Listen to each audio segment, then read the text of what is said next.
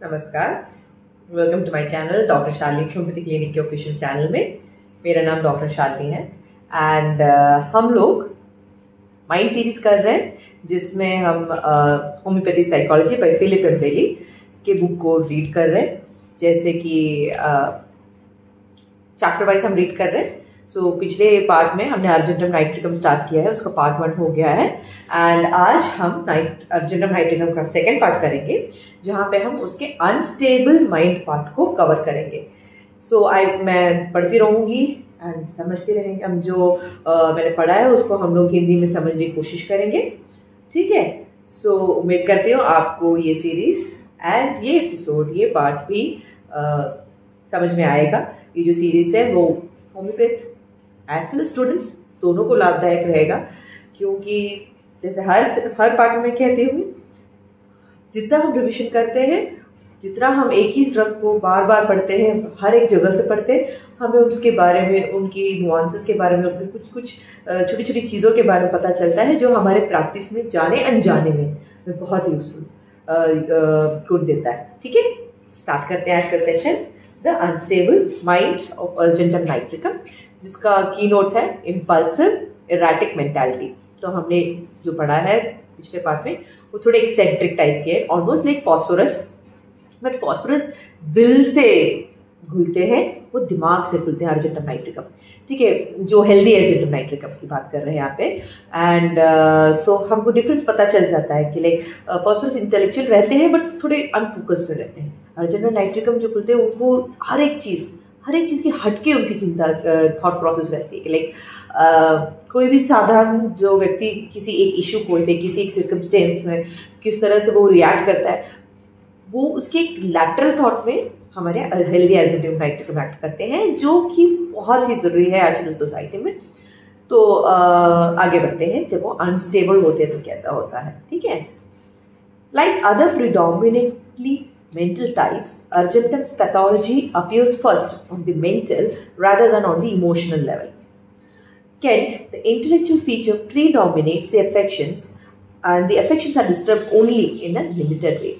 So जैसे कि सारे जो खास तौर के सारे जो मेंटल केसेस होते हैं, जो माइंड रिलेटेड केस होते हैं, जिनको मेडिसिन ज़रूरत पड़ती है, सब में एक चीज़ वेरी कॉमन है कि उनका जो माइंड है, उनका इंटेलेक्ट सबसे पहला डेविएशंस होता है, उनकी इमोशनल स्पेयर में नहीं होता है ज़्यादा। सेम है यहाँ पे भी यही चीज़ हो रहा है। The first sign of a deterioration in argentum's mental functioning is often an increase in the frequency and strangeness of mental impulses. Even relatively stable argentum individuals are prone sometimes to strange impulses which they know are irrational.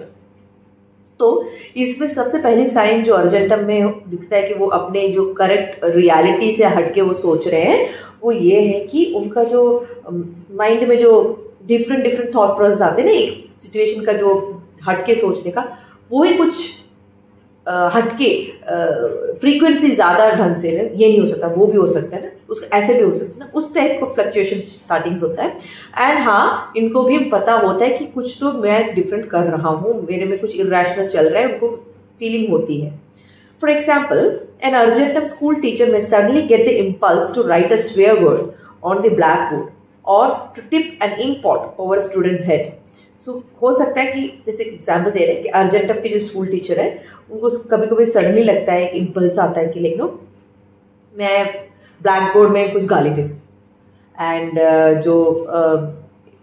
किसी student के ऊपर से ink pot मैं sir पे डाल दो, ठीक है। ध्यान रहे ये अनाकार्डियम जैसा नहीं है, क्योंकि हमने पिछले पार्ट्स में हमने अनाकार्डियम में बताया है कि वो डेविल और एंजल के बीच में उनका पूरा डिफरेंस है, उनके हेल्दी स्टेट में ही पूरा डिफरेंस है, ठीक है। उसमें भी मैंने बताया कि they have this devil side कि नहीं, क्राउड में जा रहे हैं, किसी को बहुत गाली दूँ, बहुत इनडिसेंट से गाली दूँ, अनाकार्डियम में हमने डिस्कस किया है।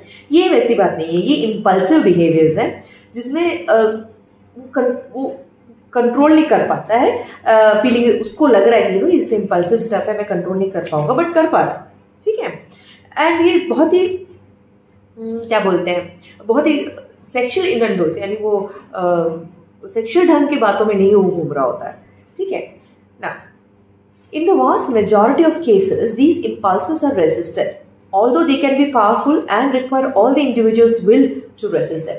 So most of the time वो resist कर लेते हैं, but बहुत ही विल पावर उनको बहुत स्ट्रॉन्ग होना होता है, करके वो उसको रेसिस्ट करते हैं. ठीक है. Now the impulse of argentum is very common and is characteristic of the type. This is the impulse to jump when looking down from a height, whether it be a top story window or from the railings of a bridge. The impulse can be so strong that the individual avoids these circumstances for fear that they would jump. Get impulse to jump. Now, this impulse occurs in the absence of any suicidal desire and is quite inexplicable both to the patient and to the homeopath. It is just one of those strange impulses to which Argentum is subject. तो इसमें बताते हैं, जो हम most of the homeopath जानते हैं, जो argentum का ये है कि उनको एक इम्पल्स होता है कि जब वो हाइट में खड़े हो उनको कूदने का एक टेंडेंसी होता है. आमतौर पर बहुत से लोगों को ये प्रॉब्लम है, जिनको फियर ऑफ हाइट होता है, कि उनको ये फीलिंग होती है कि वो कूदेंगे, वो गिर जाएंगे, अभी मुझे धक्का लग जाएगा, या फिर I am going to jump, कोई बुला रहा है उसके अंदर जाने. ये सब फीलिंग्स हो सकता है जिनको फियर ऑफ हाइट होता है, बट ये बहुत स्ट्रॉन्ग है अर्जेंटम नाइट्रिकम में. एंड ये चीज़ है कि ये कहीं पे भी, विंडो भी हाई रेस हो, अगर रेलिंग्स, ब्रिज का रेलिंग्स हाई हो, तो देखने से बहुत डरते हैं, क्योंकि उनको लगता है कि वो भी कूद जाएंगे, उनको कूदना है, वैसा फीलिंग होती है. एंड इसमें कोई भी सुइसाइडल डिजायर नहीं है, ये नहीं कि वो आत्महत्या करना चाहते हैं, ऐसा कुछ नहीं है. उनको वो एक इम्पल्स थॉट होता है कि कूदो, कुछ अंदर से आवाज़ आती है कूदो करके. एंड ये इट्स क्वाइट, कोई एक्सप्लेन नहीं कर सकता ऐसा क्यों हो रहा है, बट ये है, उनमें एक है ये impulse. Not surprisingly, the individual subject to these strange impulses sometimes thinks he's losing his mind. तो जाहिर सी बात है, उसको लगेगा कि वो अपना दिमाग का आपा खो रहा है. In many cases, the impulses come only occasionally and are easily resisted. Most of the time, जैसे कहा, बहुत सारे टाइम ऐसा होता है कि कभी कभार ऐसे आते हैं और वो उसके काबू में ही रहते हैं, उनके काबू में रहते हैं.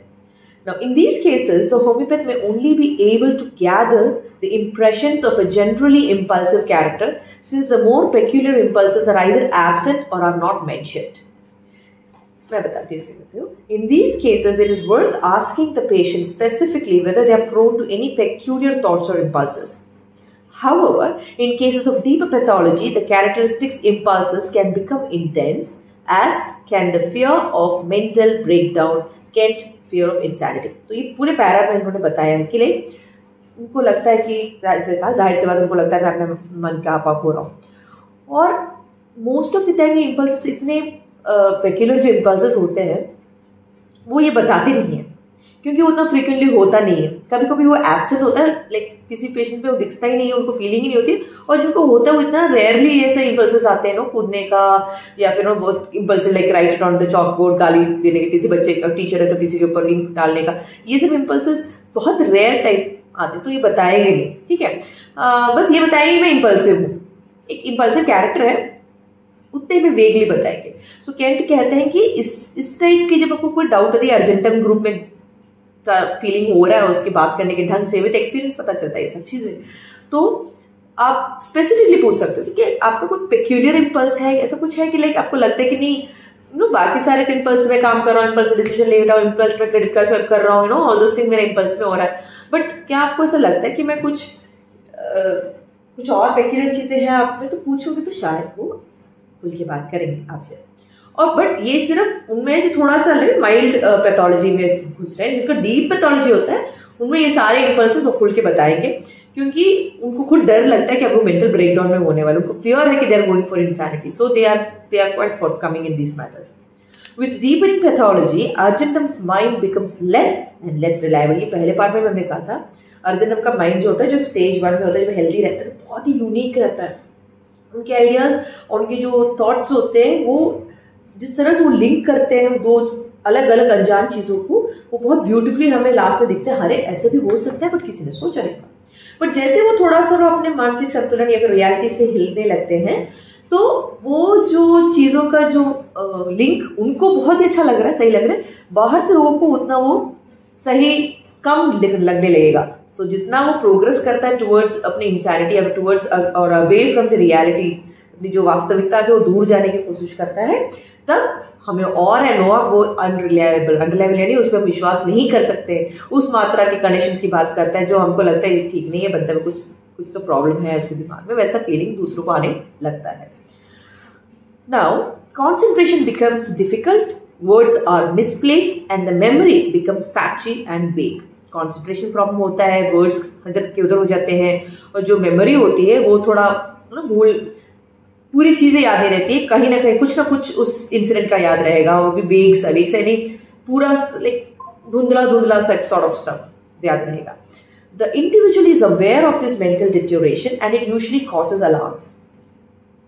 ये पर्सन को पता है कि मुझे कुछ है और वो थोड़ा घबराहट भी फीलिंग होता है। The feeling of alarm causes thoughts to crowd in upon each other, leading to a feeling of hurry while walking. Whenever Arjunam feels nervous, he becomes hurried, rather like Lachesis and Madorina. So जब भी argentum nervous feel करता है तो वो जल्दबाजी में कुछ ना कुछ कर लेता है या फिर चलने में कुछ ना कुछ कर लेता है, कोई भी प्रोसेस होता है वो जल्दी खत्म करने की कोशिश करता है। Same to same like lachesis और मेडोरना में भी ये सिम्टम हमको मिलता है। As Argentum's mind becomes more and more erratic, fear becomes a major problem. Argentum individuals can develop all manner of fears. A particularly characteristic fear is an anxiety felt when looking up at tall buildings. Argentum को भी जितना वो pathology में deep जा रहे हैं, fear बहुत होता है, कुछ भी फियर हो सकता है, स्पेशली लाइक हम बिल्डिंग को ऊपर से देख रहे हैं, लंबी बिल्डिंग को ऊपर देखते हैं तो उनको एंजाइटी से फीलिंग होती है। जो नीचे से ऊपर देख रहे हैं, ठीक है, पहले हमें पता है फियर ऑफ हाइट, ऊपर से नीचे देखते हैं वो नॉर्मल इंपल्स है, ये जब नीचे खड़े ऊपर देखे तब से उसको एंजाइटी फीलिंग होती है। Many Argentum people feel this to some degree, even when their minds are reasonably stable. And when it is found, it is a reliable confirmation of the remedy type. तो ध्यान रखें, अगर किसी बंदे ने बताया, किसी पेशेंट ने आपको बताया है कि भले वो हेल्दी हो, स्टेबल माइंड का हो, किसी और कंप्लेंट के लिए आया है, लेकिन आप माइंड में एलिसिट करते हो तो आपको ये लग रहा है और ये बोल रहा है कि हाँ डॉक्टर मुझे एक है, सब बोलते हैं कि ऊपर से नीचे देखते डर लगता है, वो तो मुझे है, लेकिन मुझे दूसरी चीज़ है कि जब मैं नीचे खड़ा होकर लंबी लंबी बिल्डिंग्स को देखता हूँ तो मुझे बहुत ही टेंशन होता है। बिल्कुल आप आंख बंद करके अर्जेंटम ग्रुप की मेडिसिन को देख सकते हो, ऐसा डॉक्टर फिलिप कह रहे हैं। Some patients cannot say that the anxiety is about, but many say that they are afraid that the tall buildings will fall on them. कभी कभी वो एंजाइटी वर्ड नहीं यूज करेंगे, पेशेंट का अपने लैंग्वेज होता है, इसमें रूब्रिक्स को हमको फाइंड करना पड़ता है ना, सो उसमें पेशेंट ये नहीं बोलेगा मुझे एंजाइटी, वो ये बोलेगा कि मुझे ऐसा लगता है कि ये जो ऊंची ऊंची इमारतें हैं वो मेरे ऊपर गिरने वाली है, ऐसा मुझे डर लगता है। This reflects the shaky foundations of the patient's own mind, just as Tuja's dreams of falling reflect his guilt and fear of punishment. तो ये जो चीज होता है, इस तरह के जो डायलॉग्स बोलते हैं, पता चलता है कि उसका जो माइंड है वो शेकी है, यानी उसको खुद के ऊपर आत्मविश्वास है नहीं। ऑलमोस्ट लाइक तूजा के जो ड्रीम्स होते हैं, तूजा के ड्रीम है कि वो गिर रहे हैं, वो तूजा के पर्सनैलिटी ऑफ गिल्ट यानी अपना जो खुद का जो ये क्या एक होता है ना कि मैंने गलती की है, उस टाइप की फीलिंग को, और फियर ऑफ पनिशमेंट की जो फीलिंग को लेके आता है। तूजा के बारे में बात कर रहे थे। Another common fear is claustrophobia, जो नैट्रोम्यूर में बहुत फेमस है, बट जो नैट्रोम्यूर का जो फोबिया है वो क्लॉस्ट्रोफोबिया ज्यादा एक्ट करता है is compare to argentum. So but other चीजों के साथ क्लॉस्ट्रोफोबिया में भी हम अर्जेंटम दे सकते हैं। अगर उसको फियर ऑफ हाइट है, अगर उनको ऊपर बिल्डिंग बड़ी बड़ी इमारतें देख के उनको डर लगता है, तो हम उसके साथ उनको क्लॉस्ट्रोफोबिया है तो नैट्रोम्यूर से ज्यादा ये एक्ट रहेगा, ठीक है। Again, the patient has a sense that the walls will fall in, and so this is closely related to the fear of the building.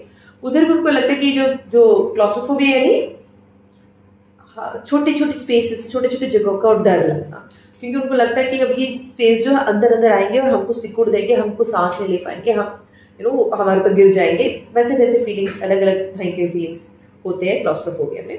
सो इनको अर्जेंटम को लगता है कि ये जो वॉल्स है, जो दीवारें हैं, वो उनके ऊपर गिरने वाली हैं, जो एक तरह का बिल्डिंग के ऊपर गिरना, वैसे जो फीलिंग होता है ना, ऑलमोस्ट सेम टाइप का फीलिंग होता है। In such state of fear the patient naturally feels that the world is not safe place, and this can give rise to fear feelings of paranoia, that is fear of people. कैन बोलते हैं कि fear of people भी है उनको, ठीक है। सो उनको लगता है कि जो दुनिया है, क्योंकि इस तरह के जो फीलिंग्स उनके हो रहे हैं, तो उनको लगता है कि दुनिया सेफ नहीं है, एंड उनको लोगों से भी डर लगने लगता है। I remember one very classic Argentum case, a young man who was so nervous on seeing me that he would stop speaking every few seconds in mid-sentence in an attempt to gather his wits enough to continue.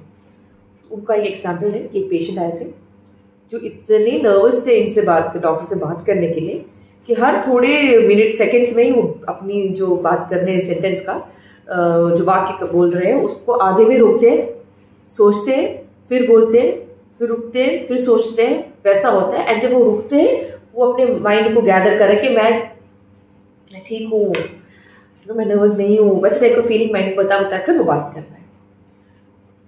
If anyone, आगे कह रहा है, if anyone walked by the door he thought they were listening to us and would suddenly end the consultation and walk out in a state of great agitation. अगर ये consultation कर रहे हैं एक अर्जेंट पेशेंट से, particular patient की बात कर रहे हैं जो बहुत नर्वस था ना, जो बात के बीच में रुक रहे हैं, वाक्य बोलते के बीच में रुक रहे हैं, फिर सोचता है, उसके बीच में कोई अगर रूम के अंदर आ गया तो एकदम वो रुक जाता है, वो देखता है, उसको लगता है कि ये जो आया है वो इसकी बात सुनने के लिए आया है, और वो अपने आप वो टेंशन में वो रूम छोड़ के चला जाएगा, कंसल्टेशन चेम्बर छोड़ के चला जाएगा।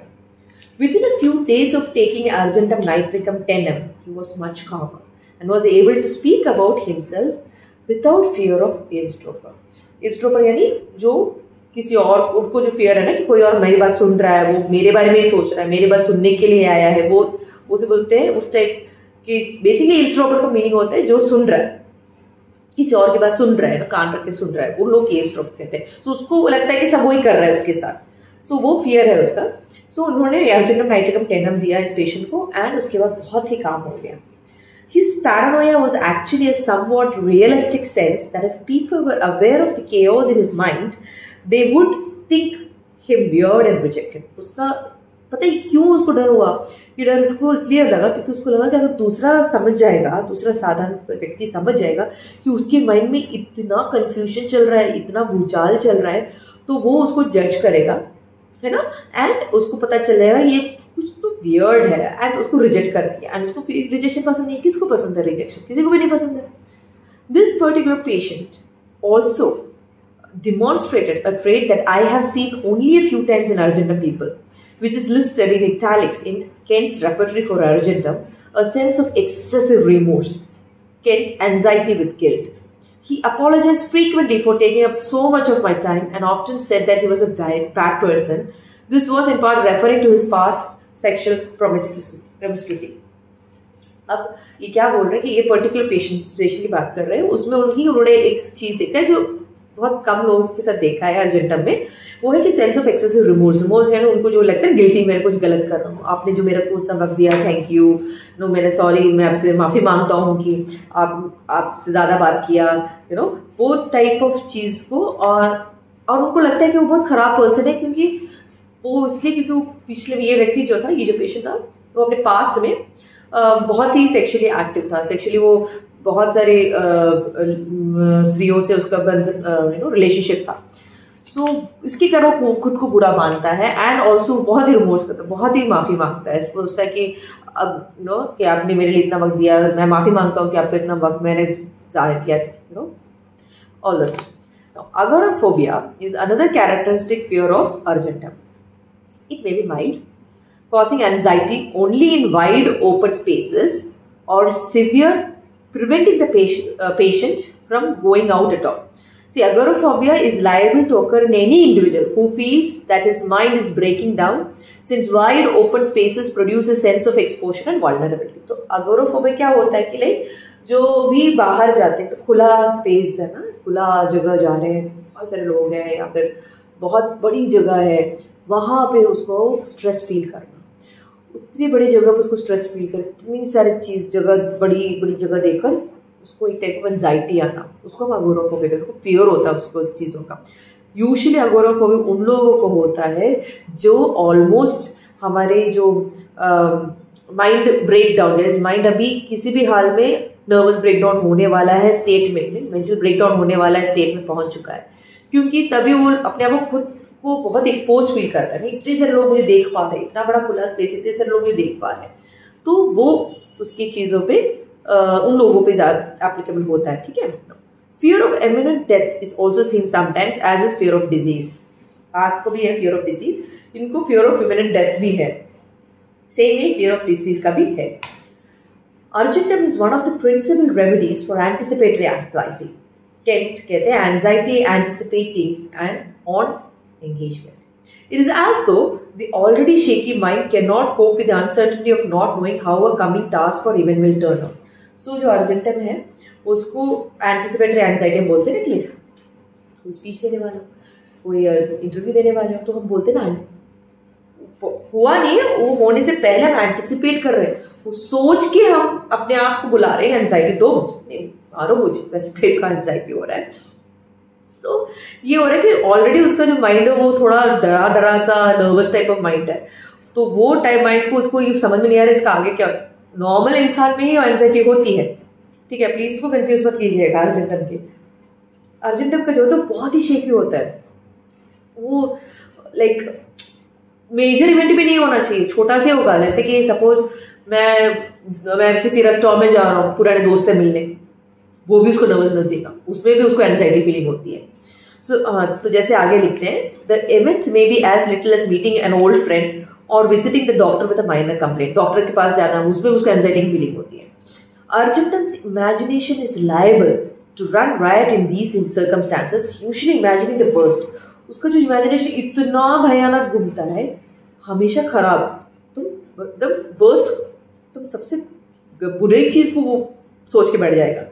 Like Lycopodium, Argentum may become anxious when he thinks that something is expected of him or when he has to perform in some way. Lycopodium के जैसे ही Argentum को एक चीज़ है कि कुछ परफॉर्म करना है, सिर्फ परफॉर्मेंस एंजाइटी कहते हैं, कुछ भी परफॉर्म करना, कुछ टास्क परफॉर्म करना, उससे पहले उसको एंजाइटी होता है, क्योंकि वो जानता है कि कोई परफॉर्मेंस देगा तो दूसरा एक्सपेक्ट करेगा ना कि ऐसा परफॉर्म करेगा, अच्छा करेगा, तो मैं उसमें विश्वास करता हूँ इसलिए मैंने उसको प्रेजेंटेशन दिया है, वो अच्छा करेगा। तो वो दूसरे के विश्वास पर या फिर एक्सपेक्टेशन में खरे उतर पाना या ना उतर पाने के सोच से वो डरने लगता है, ठीक है। At such times anxiety can become extreme accompanied by palpitation and diarrhoea. उस टाइम पे जो एंजाइटी होता है बहुत बुरा होता है, कि जो दिल की धड़कन एकदम धर धर धर बढ़ जाती है, पैल्पिटेशन होता है एंड डायरिया हो जाता है, डायरिया एंड पता।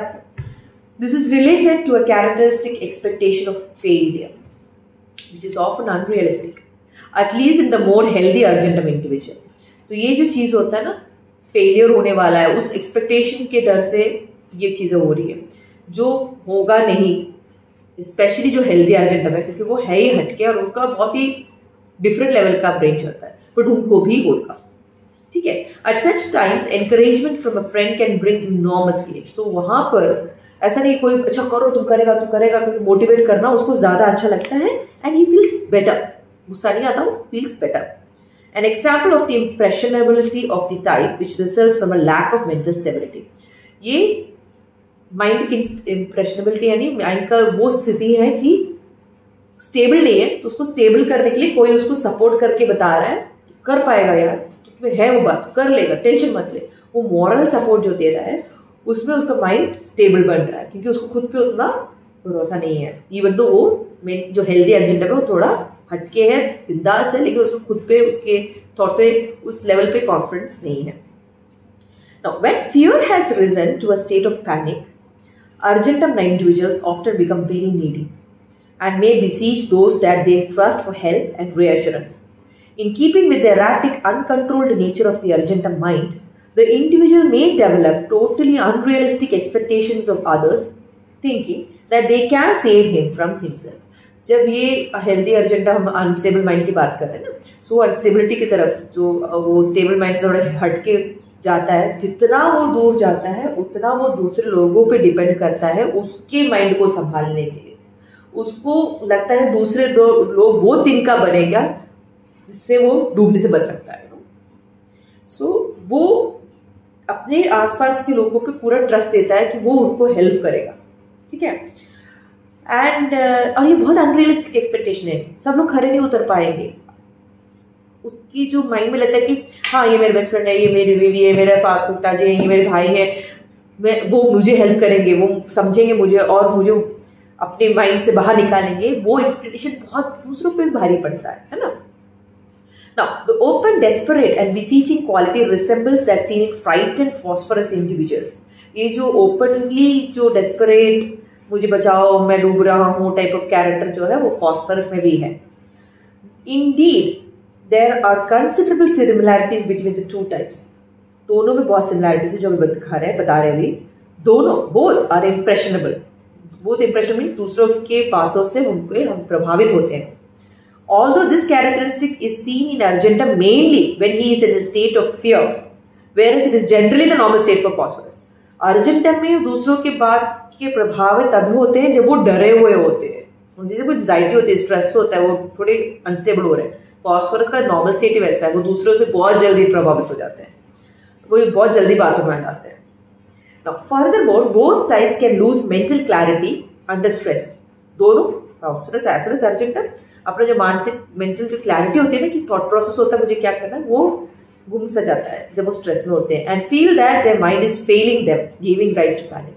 उनको लगता है कि अरे यार सब पढ़ के आए थे, कुछ समझ में नहीं आ रहा है, मुझे कुछ याद नहीं आ रहा है, एंड वो स्ट्रेस लेकर पैनिक मोड. पैनिक नहीं, पूरा गया डर के कारण, हाथ पैर कांपना, दिमाग सब बत्ती गुल ऐसा टाइप हो जाता है.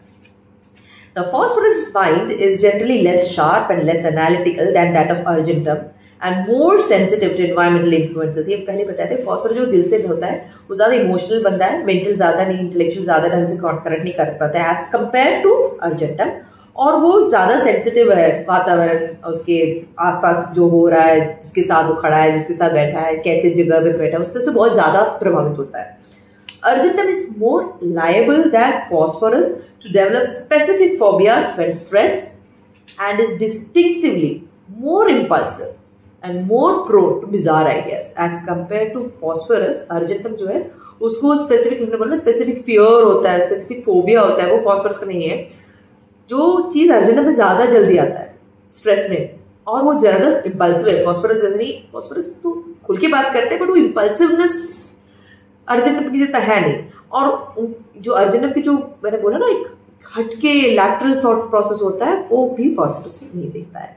केंट कहते हैं strange notions and ideas come into his mind. A strange idea comes into his mind that if he goes past a certain corner of the street he will fall down and have a fit, and to avoid that he will go around the block. उनका ये strange thought दूसरा भी चीज़ है, like Kent के हिसाब से वो उनको माइंड में ऐसे आ जाएगा कि मैं रास्ते में जा रहा हूँ ना, उसके कॉर्नर से अगर मैं गया तो मैं ज़रूर गिरूंगा और मुझे दौरा आ सकता है, तो मैं वहाँ से नहीं जाऊँगा. तो वहाँ जाने के लिए ये भले शॉर्टकट हो, वो बड़ा लॉन्ग कट लेके जाएगा क्योंकि उसके माइंड में अजीब सी बात फिक्स हो गई कि हाँ यहाँ से मुझे ये होने वाला. तो ये ऐसे ऐसे स्टेज ख्याल आते हैं. ठीक है.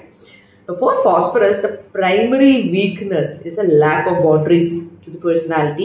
Whereas for Argentum, it is erratic quality of the thinking process. So phosphorus का जो सबसे मुख्य कमजोरी ये है कि उनको बाउंड्रीज ही नहीं, पता ही नहीं कि कब बात करना बंद करे, कब दिल की बात बोलना बंद करे, कब दूसरों से उनकी बात पूछना नहीं करना चाहिए. खुली किताब के जैसे बोलते रहते हैं, कोई बाउंड्री नहीं होती. वो फॉस्फोरस की वीकनेस. अर्जेंटम का वो नहीं है. अर्जेंटम का एराटिक बिहेवियर. एराटिक मीन्स क्या कर रहा है, कुछ पता भी है तो कर क्या रहा है, ऐसे टाइप लोग पूछते ना किसी को, कुछ भी कर रहा है बैठ के, दिमाग है कि नहीं कि क्या करना है. वो जो उसे जो दूसरा बोलता है कब पूछता है ये चीज़, जब उसको दिख रहा है कि जो कर रहा है वो सही नहीं कर रहा है, वो अलग अलग कर रहा है, उसको एराटिक बिहेवियर कहता है. उनके दिमाग भी वैसा चलता है, करके चलता है. वो है अर्जेंटम का वीकनेस, मेन वीकनेस. सो आज पार्ट 2 ऑफ अर्जेंटम नाइट्रिकम हुआ है. अगले सेशन में हम पार्ट 3 करेंगे जो सोशल एनिमल का पार्ट है इस बुक का, और फिजिकल अपीयरेंस का पार्ट है. ठीक है. सो आई होप आपको आज का पार्ट समझ में आया. मुझे तो बहुत चीज़ें रिविजन में आ चुकी हैं. सो जैसे कि हमारा जो एंजाइटी की बात हो, या फिर परफॉर्मेंस एंजाइटी हो, जैसे लाइक प्रोटीन को होता है. फॉस्फोरस और अर्जेंटम का जो कंपैरिजन, माइंड कंपैरिजन है, इंटरेस्टिंग माइंड कंपैरिजन. एंड उनको फियर ऑफ हाइट है जो सबको पता है, बट ऊपर से नीचे खड़े होकर ऊपर देखते हैं उसको जो लगता है कि सब उसके ऊपर गिरने वाले हैं, वैसे चीज़ें है ना. सो और ये सब चीज़ें जो हमने भी पढ़ी है, मैं उम्मीद करती हूँ आपको भी समझ में आई है. एंड प्लीज़ लाइक कमेंट कीजिए, सब्सक्राइब कीजिए. कमेंट इसलिए कीजिए कि मुझे समझ में आए कि मैं क्या करूँ जिससे हम इस सेशंस को और इंटरेस्टिंग से बना सकें। और अगर आपको लगता है मेरा पेस थोड़ा फास्ट हो रहा है, मैं स्लो कर जाऊँ, या फिर ये मेरा सही पेस चल रहा है, सो प्लीज़ कमेंट करके बताइएगा, ठीक है। और अगर आपको समझ में आ रहा है so that also is most welcome, मुझे बताइएगा। एंड जब तक हम नेक्स्ट सेशन मिलते हैं, उम्मीद करती हूँ आप लोग ऐसे पढ़ते रहिएगा। कीप रीडिंग, कीप रिवाइजिंग, ठीक है। एंड नेक्स्ट पार्ट मिलते हैं, तब तक के लिए धन्यवाद।